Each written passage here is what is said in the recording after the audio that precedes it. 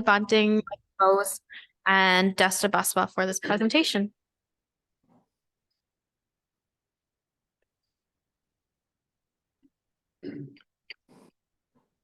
Well, bonjour, good morning. Good morning. Like I said, I actually had a little introduction, so thank you for doing that for me. But yeah, I'm Len Gardner. I'm Indigenous Education Lead for the QA and Patricia School Board, and I have the honor of working with Sally Bunting today, which is our elder that will be talking to you about treaty conversations. And then we have Michael Bowes, KPDSB as well, and then Desta Baswa with I think it's with Kobe still, right? And so today, so hopefully we can talk a little bit today about sharing our knowledge with treaty conversations. So in my dialect, we call it Mazina'iganens, Gaganoonidwag. Okay, Mazina'iganens, Gaganoonidwag. Different dialects might call it differently, but I like to share that when I talk with my elders, initially the treaties and that were signed were called Gitchi. Manitou, Mazina'iganens, Gaganoonidwag. Sorry, I got tongue tied there. But the elders have taken away the Manitou part because initially with the treaty signings, it was supposed to be a paper of the Great Spirit, showing that we're going to share the gifts of the Great Spirit. But because treaty negotiations and treaties aren't being honored, they've taken the Manitou part out. Some places still keep the Manitou part, which is the Great Spirit. I'd just like to share that when I do this presentation, because initially it was supposed to be a negotiation between two sovereign nations in honor and peace and respect. That didn't quite happen. So with that being said, I'd like to do a land acknowledgement before we get started. I'd like to acknowledge that we're on the traditional territories of the Robinson Superior Treaty and the treaty territory of the Fort William First Nation, which land that we're standing on right now. We further like to recognize the contributions of the Métis people within this lands. We also recognize that this land is a very important hub for many of Northern First Nations from the Treaty 3, Treaty 5, and Treaty 9 territories and the Anishinaabe Nation. In our work together today, we honor our responsibilities and our obligations to all of our treaty partners, and to do so in the spirit of truth and reconciliation.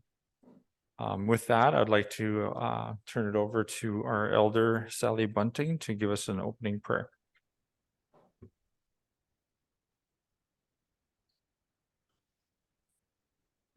Okay, let's pray.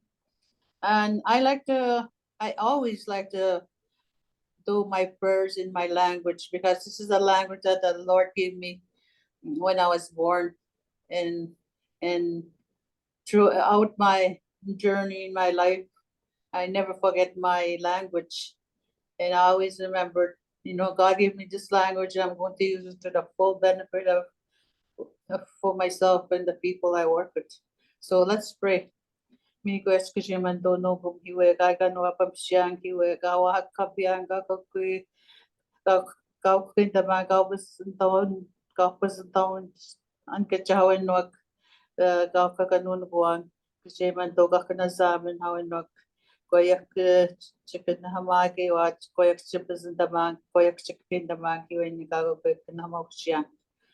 Miko eskigito Jema do we asam stake on we got to the most shanky we the matazona ni Johnson day me goes to go what's me goes good in who had no gum we were how in Noga wait the Kapija watch Aniki watch wait the way to talk watch with the gown she watch.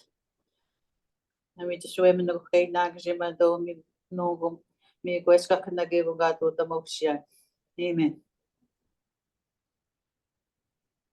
Miigwech, Sally. Sally's like one of my favorite people in the world, I have to tell you. So what we're going to do today is a little overview of our presentation. We can go back to the slide there. Yep, so we'll have an opening, which we just did, and then we're gonna have a little discussion on what are treaties. And then we'll move on to treaties in our region. We have people from different treaty regions here, and we'll talk a little bit about our specific treaties and how we teach treaties to our schools and to our teachers. And then we'll consider considerations related to the treaty partnerships. And then we'll have a participation activity kit. And then at the end, we'll share some resources that we use for Treaty Week and treaty teachings inside the classroom. And then we'll end with our closing remarks. Okay, with that, I'd like to introduce Michael Bose for his part of the presentation. Gotcha.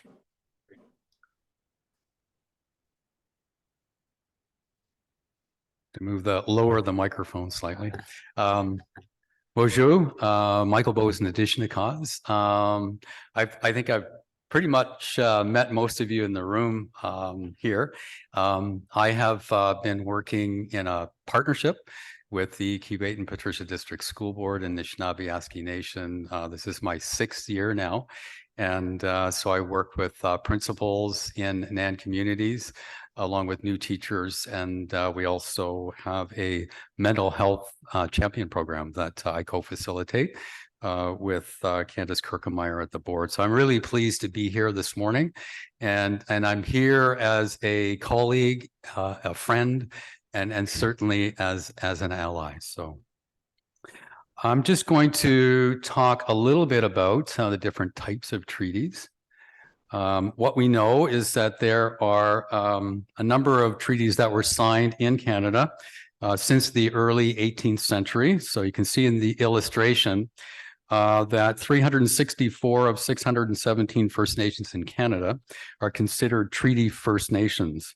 The historic treaties, which were formerly known as the pre-1975 treaties, include signed treaties that were negotiated between Indigenous peoples and the Crown between 1725 and 1929.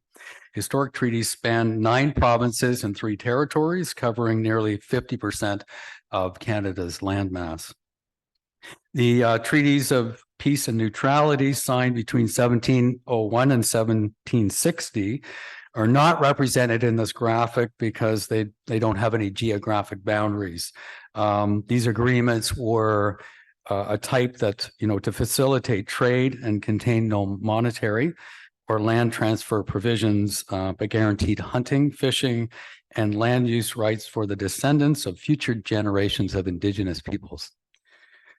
The Government of Canada recognizes 70 historic treaties in Canada signed between 1701 and 1923. So these treaties include, and you can see they're listed along the top of that graphic. So they include the treaties of peace and neutrality, peace and friendship treaties, Upper Canada and land surrenders, the Williams treaties, Robinson treaties, which includes the Robinson Superior Treaty, on which we are located right now, and also the Robinson Huron treaties, and the Douglas treaties, and then the numbered treaties. Modern treaties, so they're also known as comprehensive land claims, recognize that Indigenous title has never been extinguished in areas not covered by historical treaties. So modern treaties negotiated after 1975 may include in the agreement such things as consultation and participation requirements, ownership of lands, wildlife harvesting rights, financial settlements, participation in land use and management in specific areas, and resource revenue sharing, and other ways to participate in the Canadian economy. So we're going to talk specifically about 3 treaties in our region, and we're going to talk about Treaty 9, which is the shaded in blue and purple and sort of the largest treaty area in the province of Ontario. Treaty 5, which is the shaded green area, which spans both the Ontario and Manitoba borders, and then Treaty 3, which is of course, northwest of the Thunder Bay area, and is shaded brown and brown color on this map. Okay, so I'm going to turn things back over to Lynn.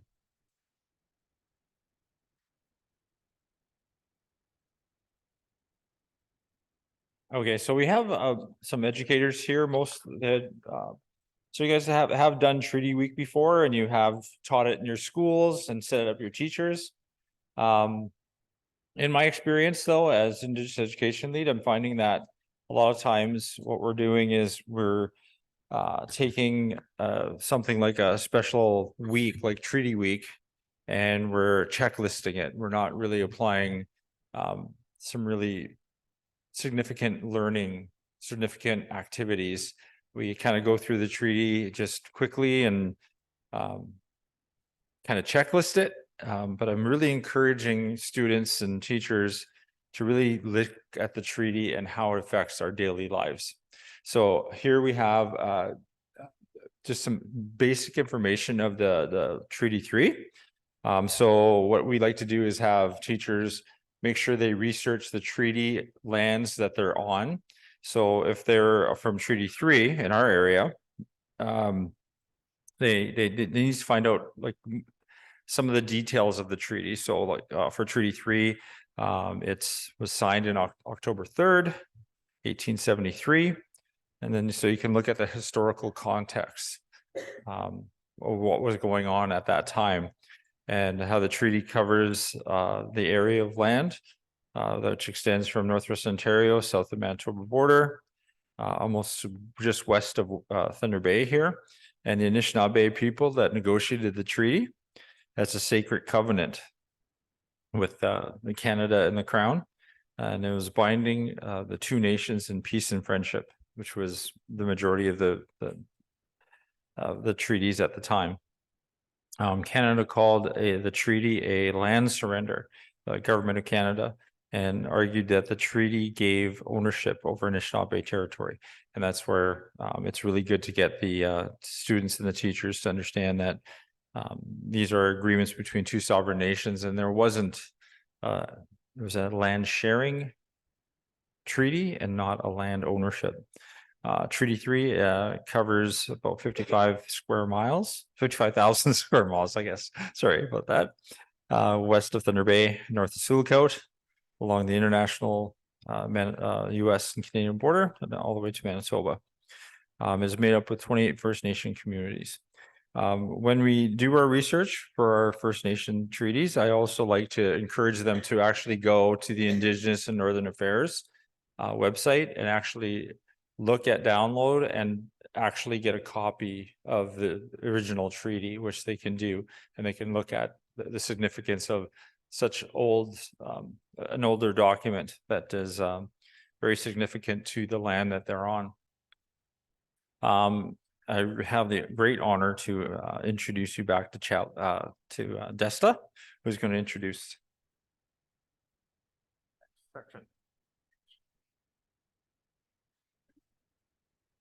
Miigwech, Len. Bonjour, Dakana, Desta, Nadishnakaz, North Spirit Lake, Nandonji. I'm super happy this morning to have our Kchia, our elder, Sally Bunting, joining us from Dryden High School.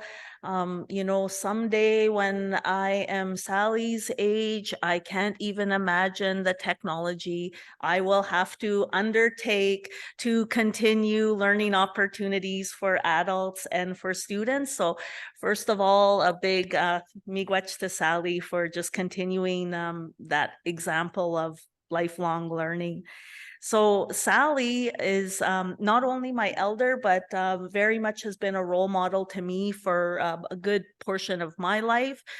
Sally is a cousin to my late mother, Linda Ray, and I've had the good fortune to teach alongside Sally delivering really key lessons to students across the region. Sally is a North Spirit Lake member. She was my very first female chief of North Spirit Lake. She is an Indian residential school survivor, and she's currently working as one of our elders at Kobe Student Services based out of Dryden High School. So this picture here I put of Sally, she might share a bit of her Anishinaabe name that she is known as, but this was a video we just quickly did at Dryden High School. I wanted people to know how to prepare rabbit. And Sally said to me, "Oh wow, like that video, it's like over 30,000 views." I said, "Sally, you're famous. Everyone wants to know how to prepare rabbit." So at this time, if we could queue up Sally. Sally would like to share with us her understanding, her stories, her teachings of what being a treaty person means to her, and some insights on this topic of treaties.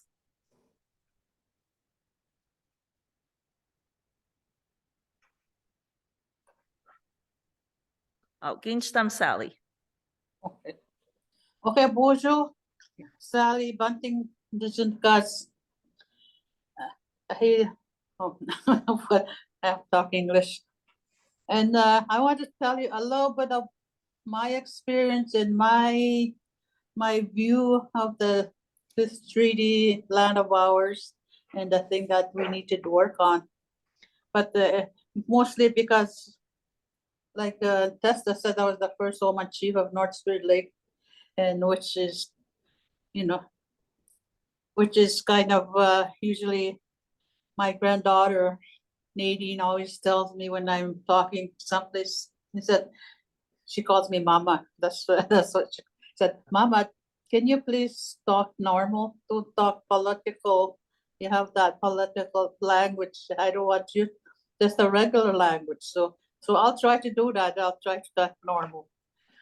So anyway, I wanted to tell you about like I said, I work in Dryden at the high school. I deal with the ideal because KU sends the Gaganoonidwag sends high school kids here.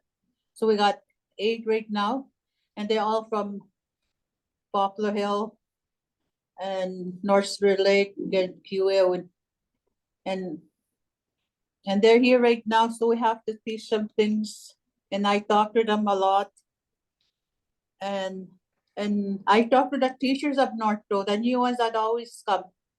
And the thing I really want to, like even here in Dryden, I talk to the teachers. I tell them, like, these kids that are coming here, please educate them as best as you can, but do not try to change them. They are native students. They speak their language. They know where they're from. Don't change that part. Just that's the education that I really want you to teach. That's what I tell them, because when I was I am a residential school survivor, and I know they want to change me because they don't want me to be native. They want me to be white. But the thing is, when I was I was 5 years old, and I went there the first year when I went to residential school, St. Mary's, and they wouldn't allow us to speak our language. But the thing was, for me, I don't know if I was a stubborn 5-year-old. I didn't forget my language. I never did. I still do not forget. Because the reason why I didn't forget is I know my grandparents, when I go back home, they're the one that look after me, because my parents died early, and my grandparents were the one looking after me. So because when I go home, I need to be able to talk to them, because if I talk to them in this foreign language I'm talking now, they'll never understand me. So I have to not forget my language. I know a lot of students that came with me, they forgot their language. And the thing was, me and my sister used to go and interpret for them, the students, to talk to their parents, because their parents didn't understand what they were saying. So sometimes they come and get me or my sister Ida or Margaret, so they can, because they don't understand that foreign language they're speaking now. That's what was way back. But now elders speak English, some of them. So, but way back they didn't know the language. So that's where I came from. My grandparents raised me, and that's the reason why I did not forget my language even from way back there. And it was a struggle being over there in the, in the different worlds. Like everything was foreign, everything was strange. Because when I first got to town, it was so strange. No trees. I don't know, because we were used to living in the bush and traveling around from from village to village. Like this is how we lived, and then coming to this new world where there's no trees and houses were so big. And those things that were just moving around, I didn't know what they were. They were cars, like if they were cars then, I knew what they are now. So anyway, this is a thing that I want to teach the young people here that that they have to understand the history, even though we call it history. But for me, because I went through it, I still think it happened. Like it's now, still now. But then we call it history. Residential school. This is the history, and it's really at times hard. But then those young people here, I tell them, it was hard being away from your family, especially when I was 5, and then I went home when I was 13. I finished grade 8, and then I always tell those young people that like last year they dig up 175 bodies from Kenora area. Young kids that were, I guess, they died when we were there. And I told them, those 175 bodies, I would have been one of them being digged up. But I don't know why I'm here. I'm still here. Maybe to tell the story, I don't know.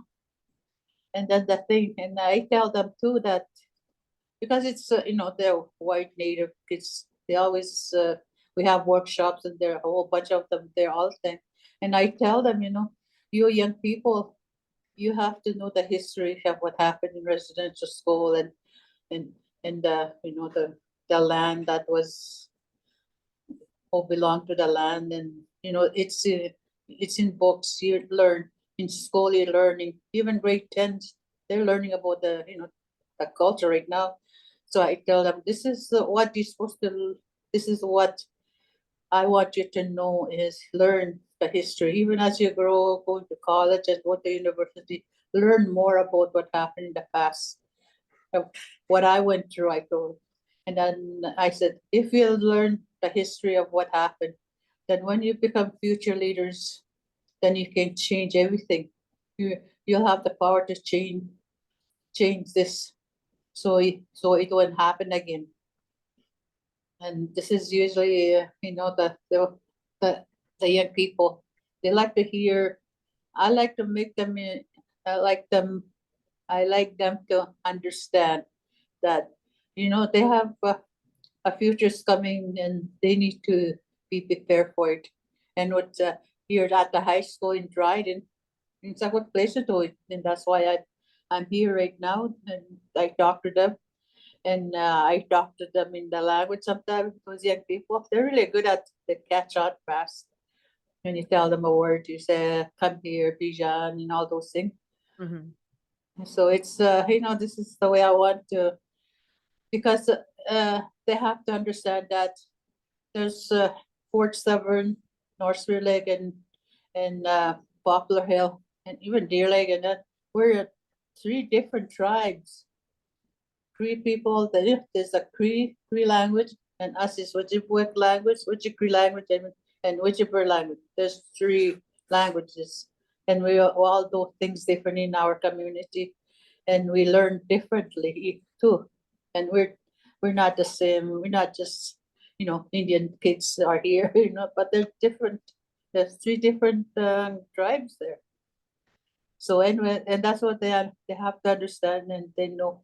And there's more teaching like this, and and more talking to them, you know. I think they will get it in the long run. Even the teachers that are teaching here in high school, they were saying, I wish we had things like that, what you're doing now, when we were here students, but we never had anything like that. And so they come and listen to me when I talk to the students too, but they bring their students and they just sit there and I Mhm. talk to them like this, try to encourage them and or, teach them some words here and there. And, they appreciate that. And they seem to understand more of what we are as Native people and why we're here to educate, to be educated, not to be changed. Yeah. Yeah, okay. Mhm. Sally, that's one point that Sally always makes that really resonates with people when we do workshops. This statement Sally makes, educate the young people, share stories, share history, but never with the intent to change the students. So Kachmigwech Sally for that. I really appreciate that. And we're going to come back to Sally again here. So as Sally referenced, we are from Treaty 5 and want to recognize other Treaty 5 members in the room. And, growing up, always knew, I always knew I was Indigenous. Like I always knew that. I grew up with my grandparents and grew up between 3 points, Red Lake, North Spirit Lake, and Sandy Lake. And I was always fiercely proud of being an OG Cree because I always knew that that was what the creator had chosen for me. And when you think of it that way, like whatever background you come from, that's what the creator chose for you. So like, how awesome is that? When you think about that. So for me, coming from the Treaty 5 territory, I'm very big on acknowledging that we are all treaty people and also, more importantly, challenging staff, colleagues, students. Do you want to be a good treaty person? Because it's one thing to say we are all treaty people, but it's altogether different to behave with good intentions in this treaty relationship. So we'll go to the next slide.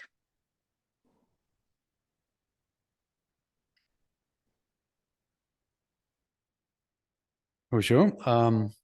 So I'm here to talk a little bit about Treaty 9. And so although I'm not Indigenous myself, I certainly am an ally.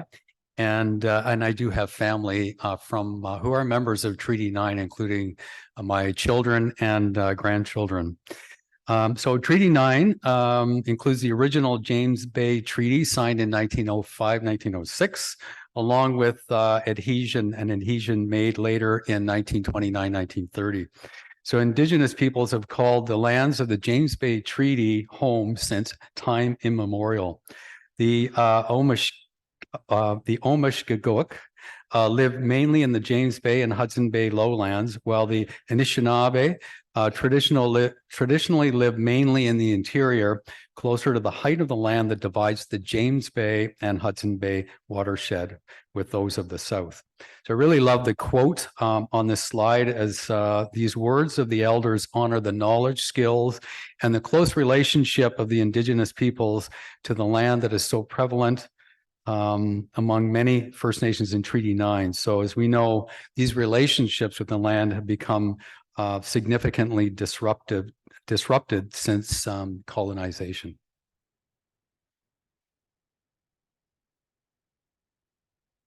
Try that again.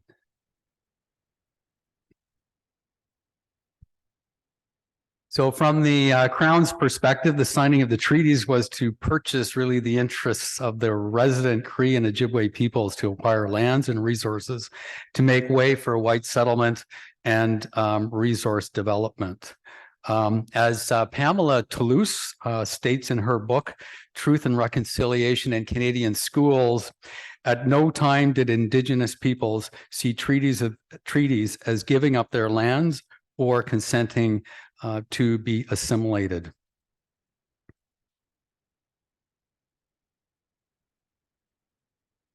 Whoops.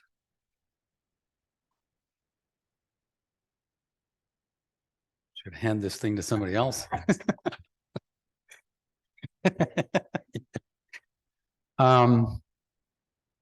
So since the signing of Treaty 9 and to this day, we have seen our governments continue to place restrictions on the rights of Indigenous peoples that include their inherent rights to practice their traditional activities, including hunting, trapping, and fishing rights.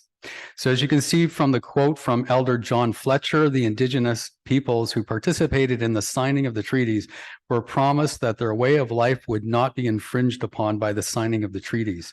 In our work together as allies and treaty partners, we need to share in these conversations about treaties with one another and as educators with our students to hold our government accountable to the intended spirit of the treaties and to respect the inherent rights of Indigenous peoples.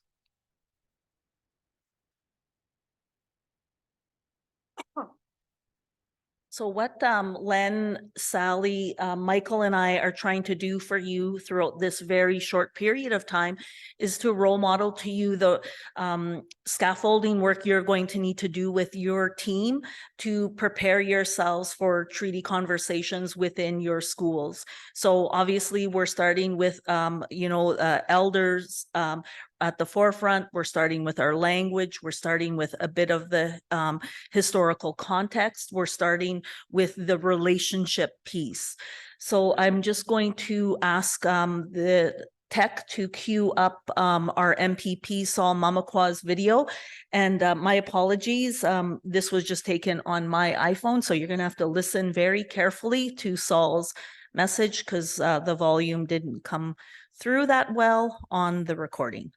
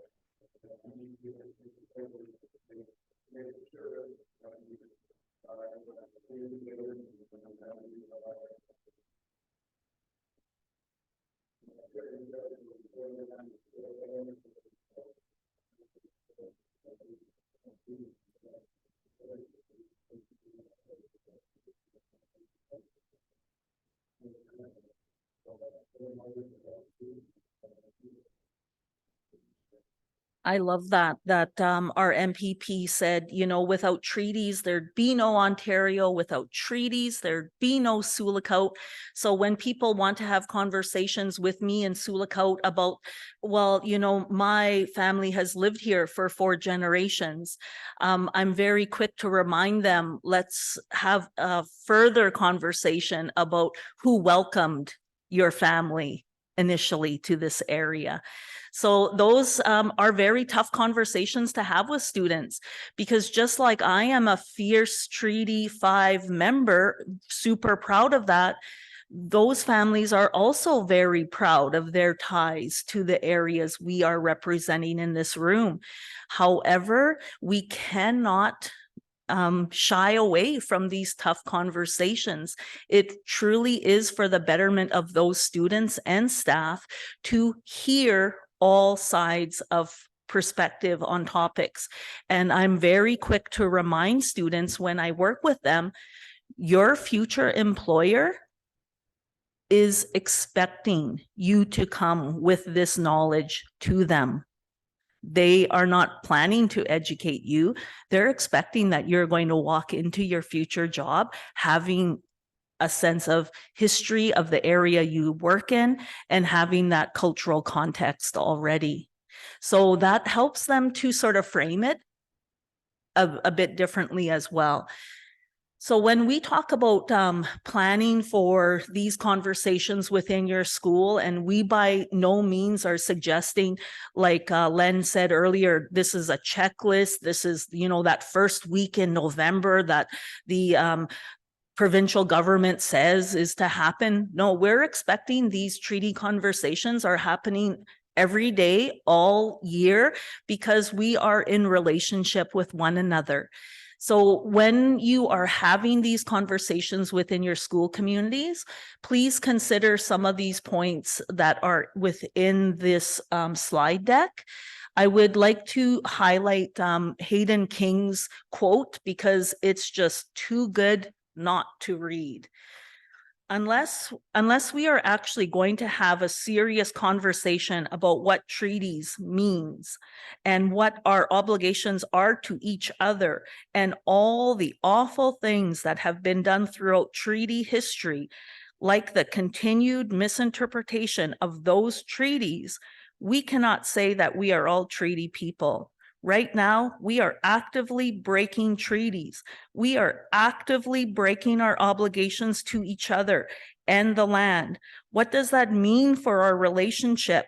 Right now, we are all very bad treaty people. And I don't know about you, but every time I read that, it really hits me right in my spirit in terms of what obligations I have as a treaty person as well. So, you know, when I get approached in a hallway or I get maybe, you know, a disengaged sort of feel from students, you know, when we want to talk about treaties, I remember this, that this is my responsibility also as a treaty person to help educate, to help create learning opportunities. So certainly, you know, we could talk a great deal about the history, our colonial history within Canada, but definitely I would encourage you to reach out to the area that you come from, reach out to your tribal council catchment areas, your territorial government areas, and maybe we can queue up this NAN community building campaign video. Because it was a video that I thought was really well done and it really captures treaties from a good context.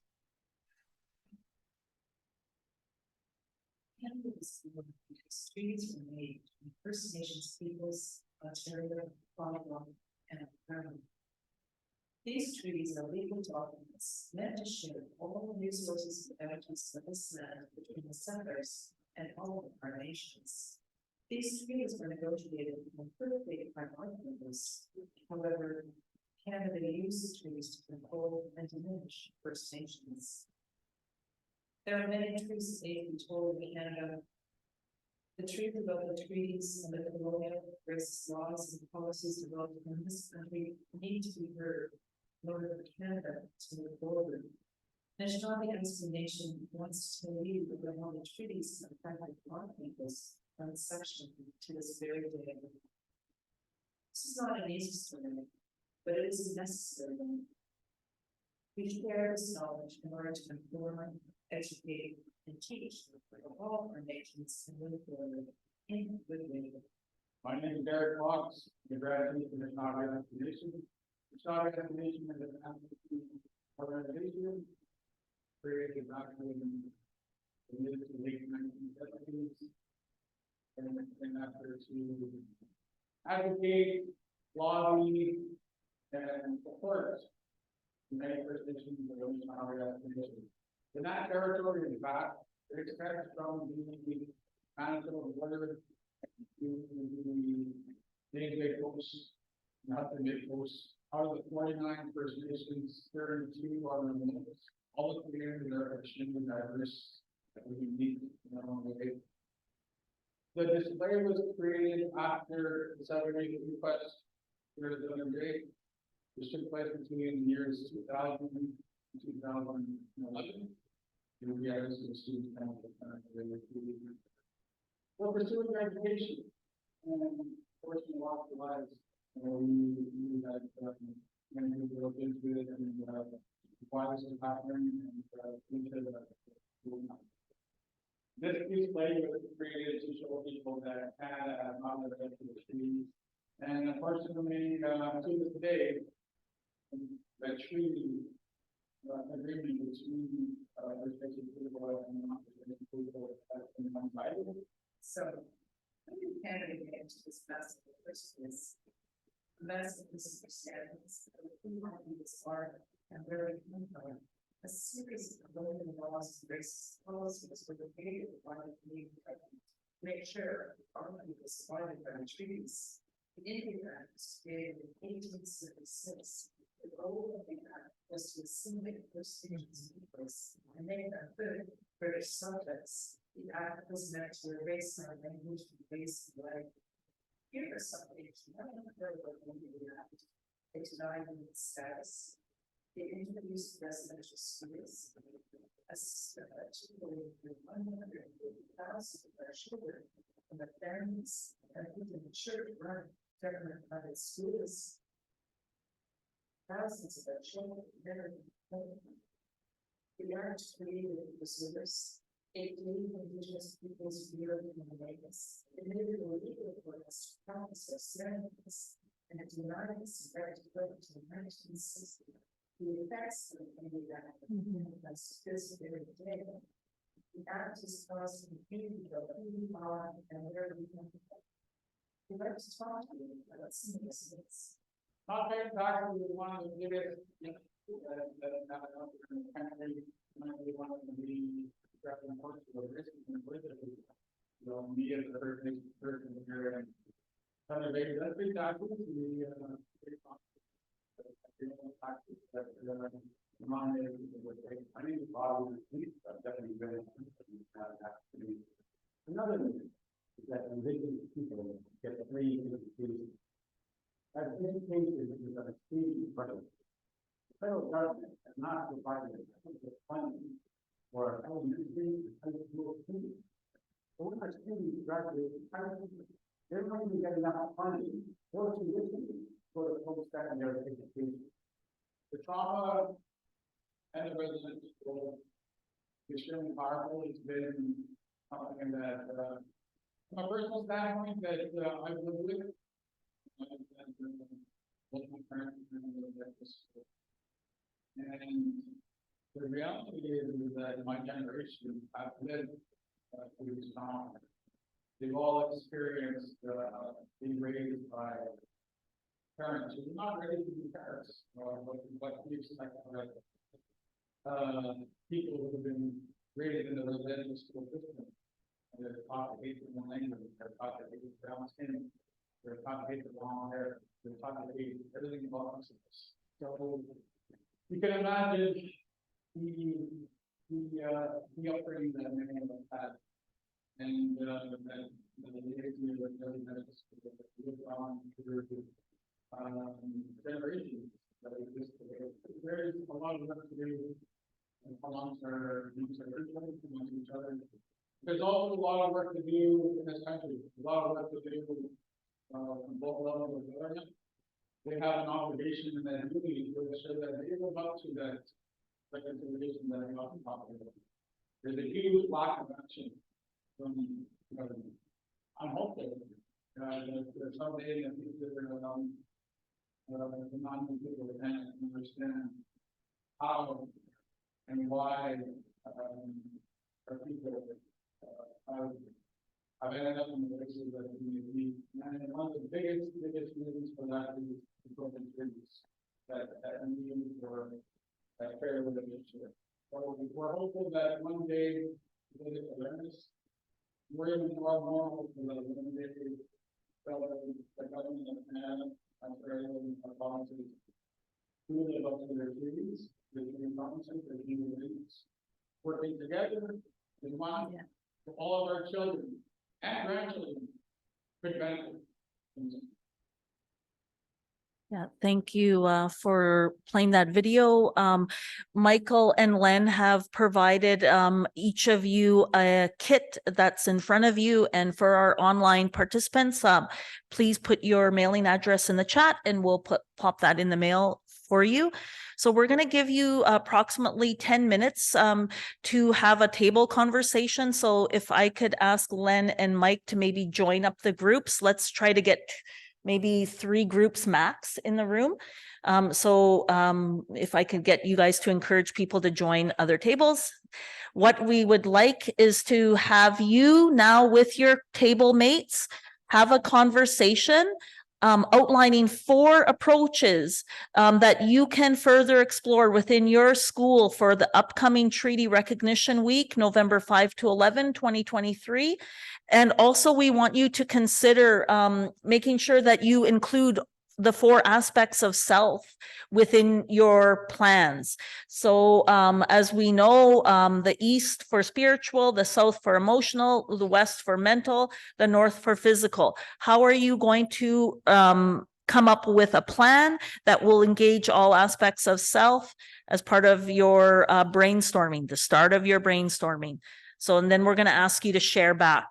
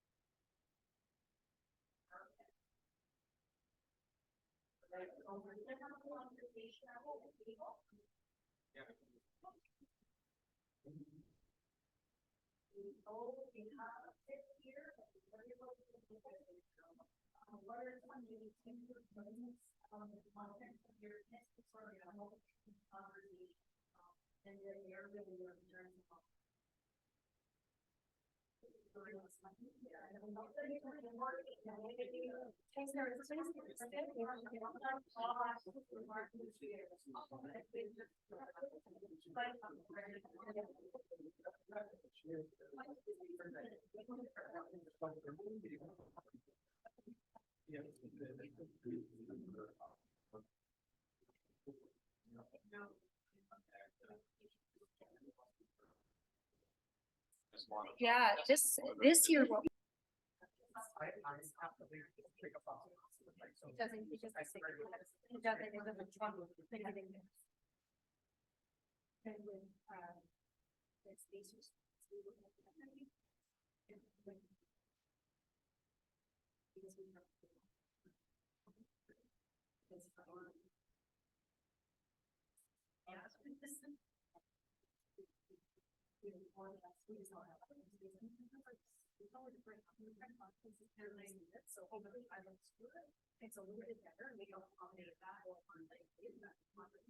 So we're working on it.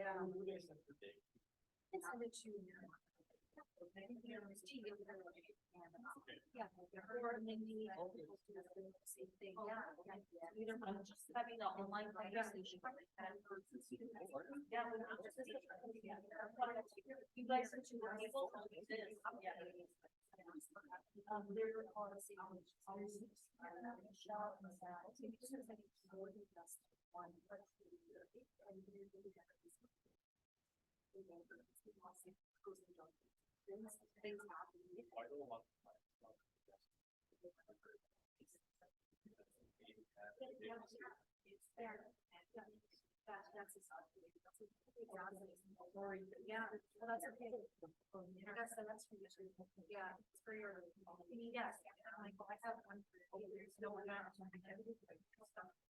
once we get you assigned.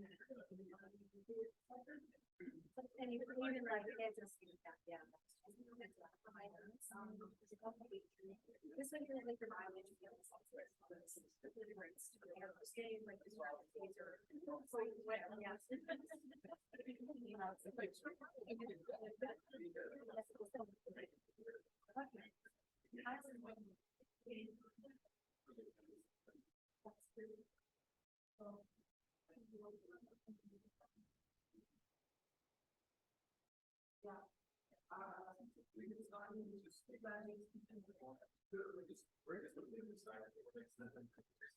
I love that you guys are talking, writing down some ideas, and we'll be coming back to share ideas here in a few minutes.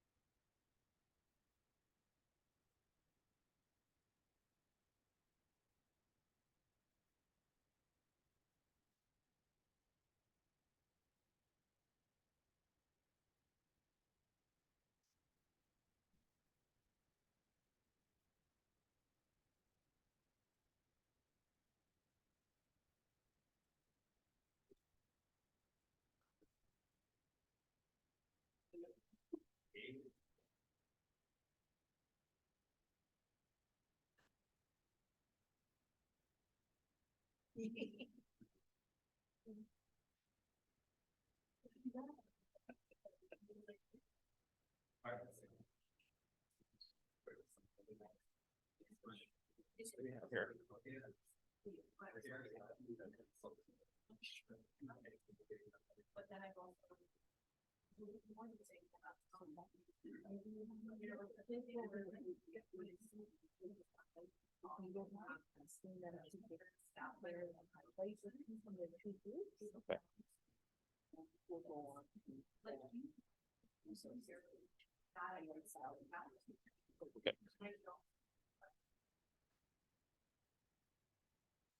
Did you want the, have them each come up here? Okay. There we go. Okay, I think we're running short on time, so Des is gonna come and ask if someone would like to volunteer for their table just to give one maybe highlight. And then we'll move on to, okay. Okay. Hi, everybody. My name is Winter. I'm a nurse with Ontario Native Women's Association.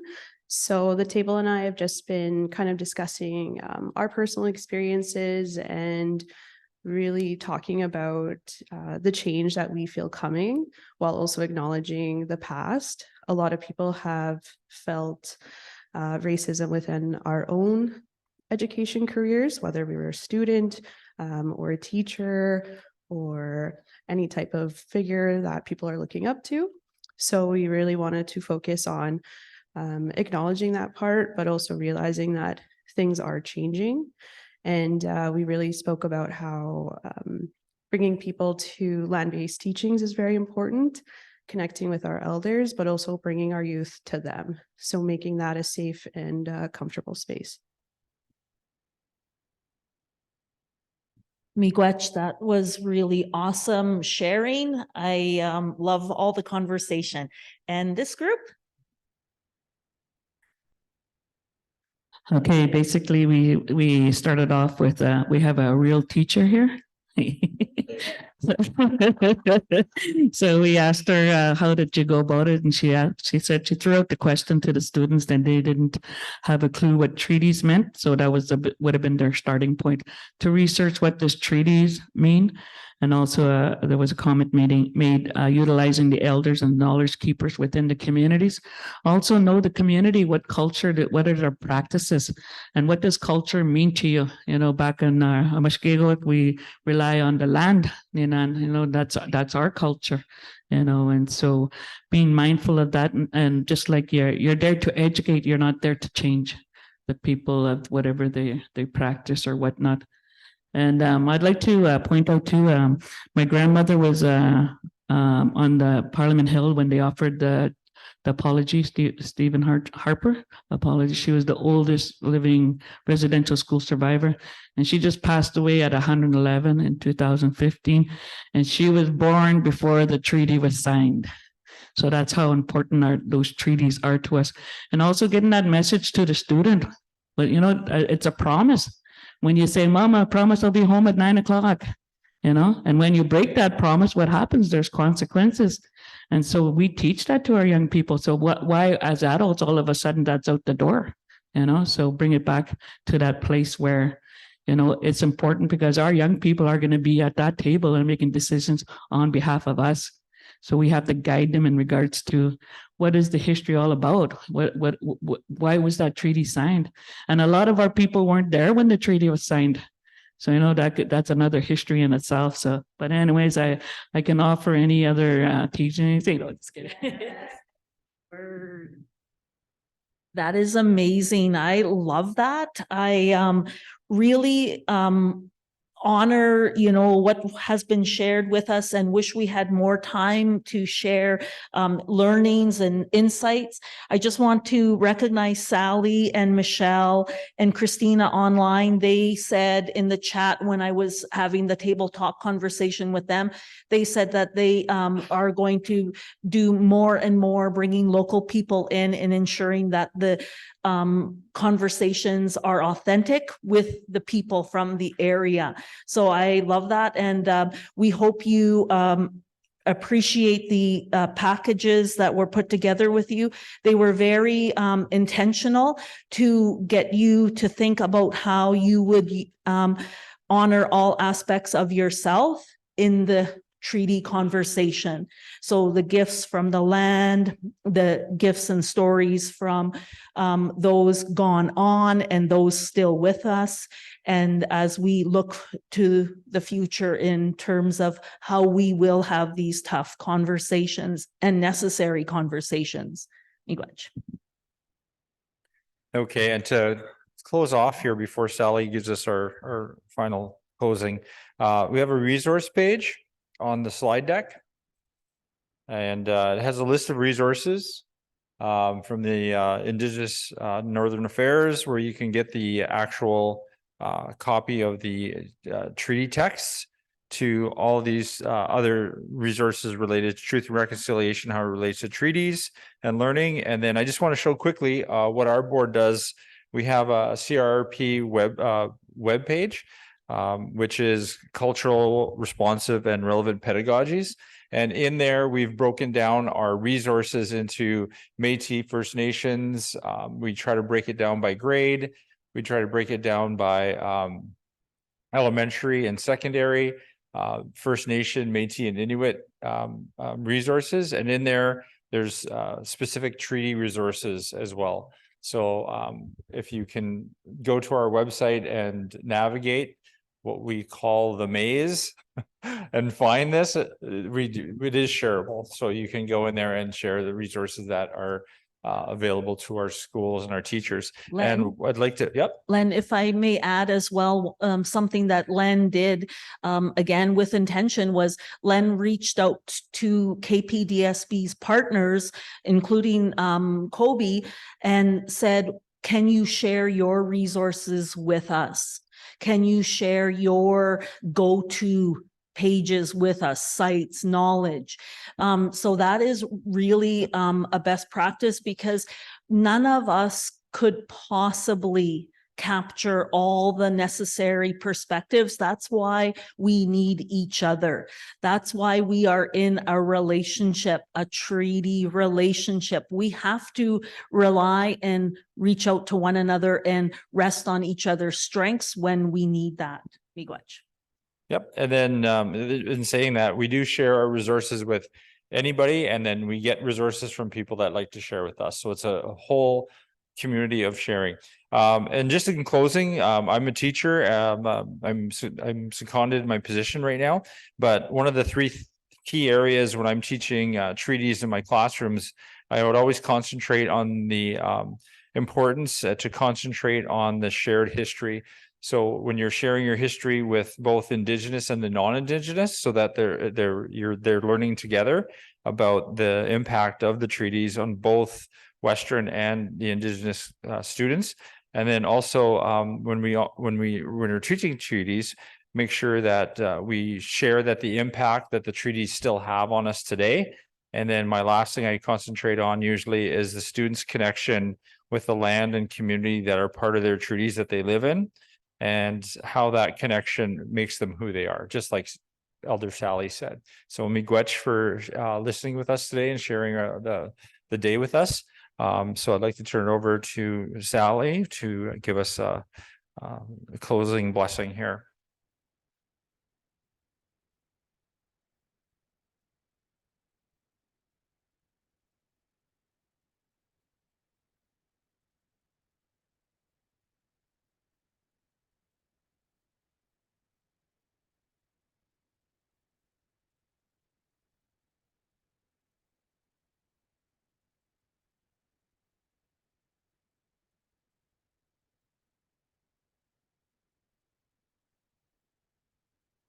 While Sally's unmuting herself, I'll ask Michael Bowes just to pass me that bag. So Sally, we, on behalf of KPDSB, Kobe, and NAN, we do have a gift here that Len will bring to you. And the gift is some maple syrup, so a gift from the land, and a couple items there to help you in your journey of continued learning as well. Miigwech, Elder Sally.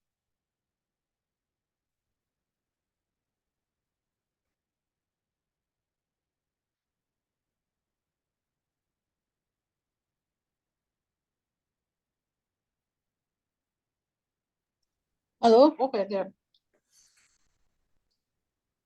Can you hear me? Yes, we can, Sally.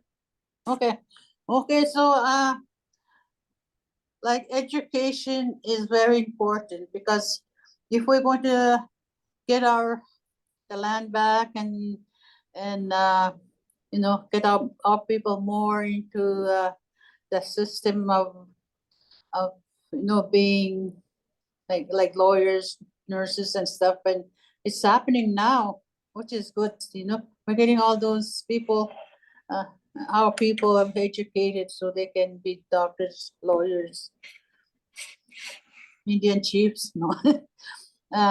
It's important that, you know, this is where we're going. We have to go that way if we want to get more access to what we're after, like with the land and, you know, what is owned to us.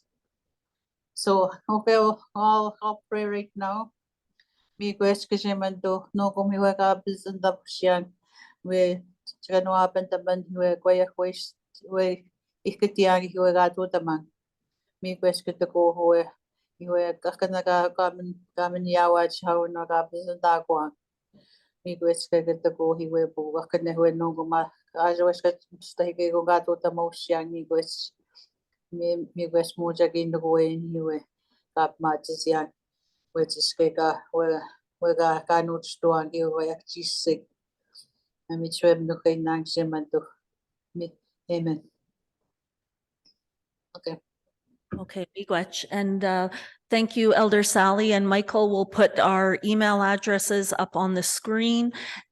Please feel free to reach out to us. If you would like to connect with Elder Sally, please feel free to reach out to me. I can help make that connection as well as Len. Len is in the same building as her, but Sally has told me I am her favorite. Yeah, so thanks again, everyone, for your time and your energies to having these treaty conversations at Chmiigwech Namawan.